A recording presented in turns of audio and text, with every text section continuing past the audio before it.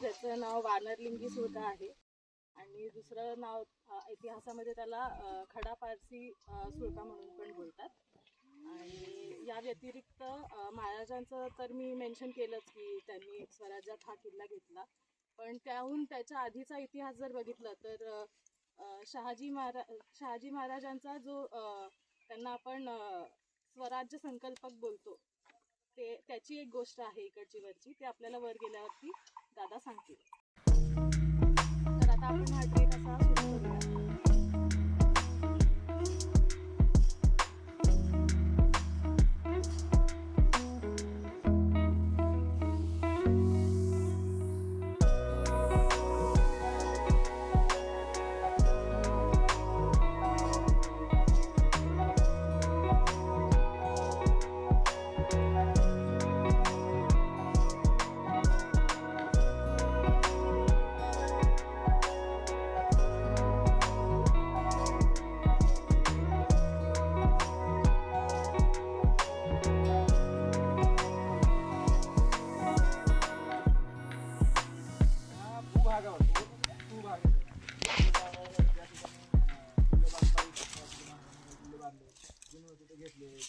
नवीन बांधकाम केली, त्याच्या आजूबाजूला बरीचशी जंगल आहे.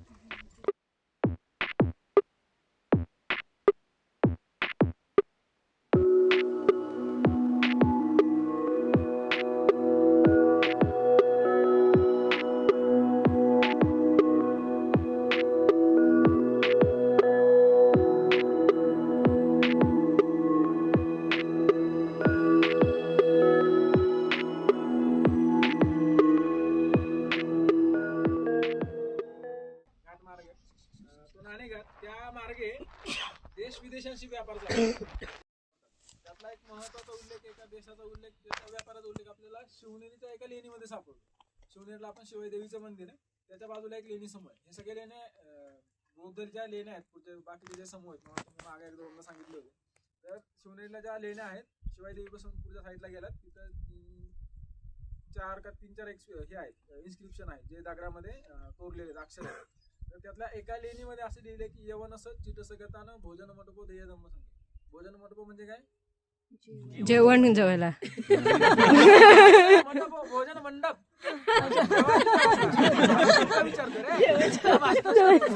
भोजन म्हटलं की जेवण, भोजन मंडप म्हणतो असं विचारतो तुम्हाला. लिंब आहे ना, माकडं खातात. ओके.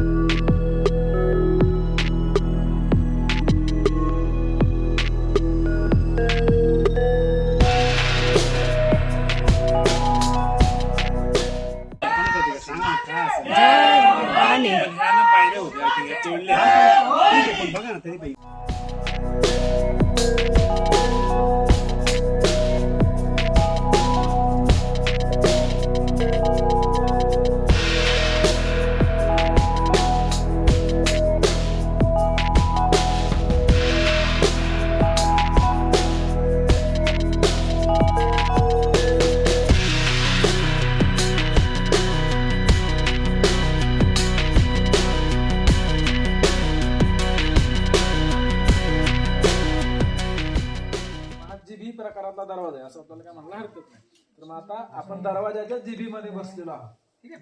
आणि आता ह्या वास्तूंच्या ज्या काही रचना मी तुम्हाला सांगत असतो, मी तुम्हाला किल्ल्यांबाबत कसं बघायचं किंवा काय त्याच्याबद्दल एक पुस्तक सांगत होतं, आठवतं की कोणतं?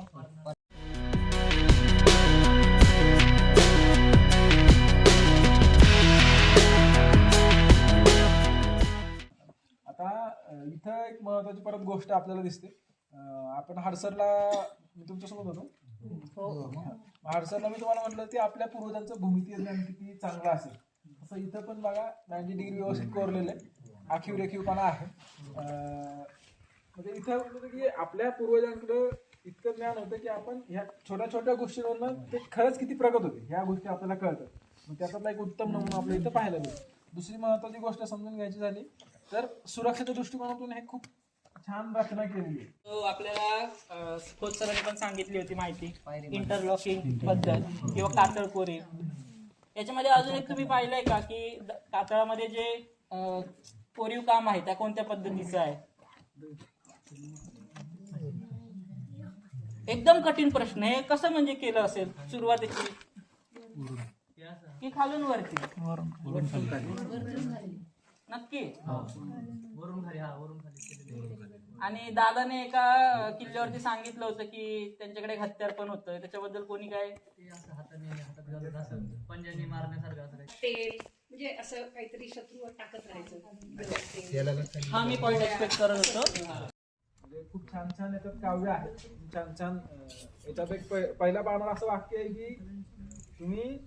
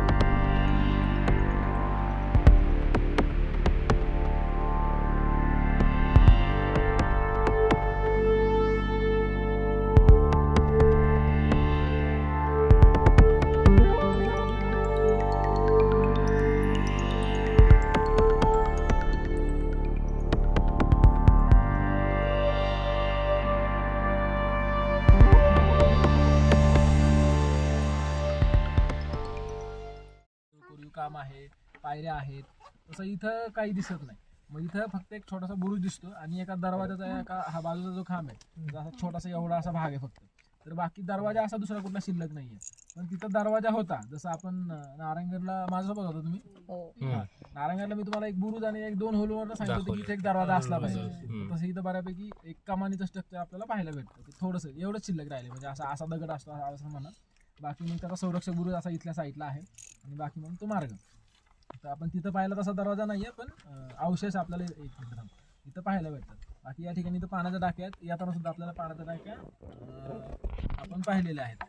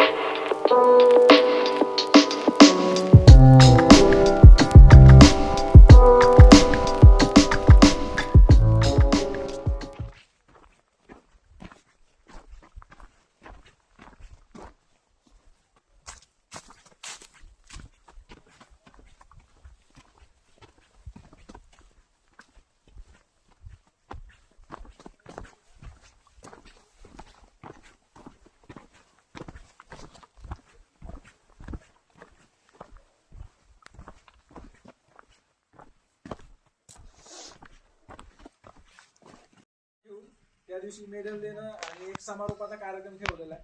तो आपला पुढच्या शनिवारी असणार आहे.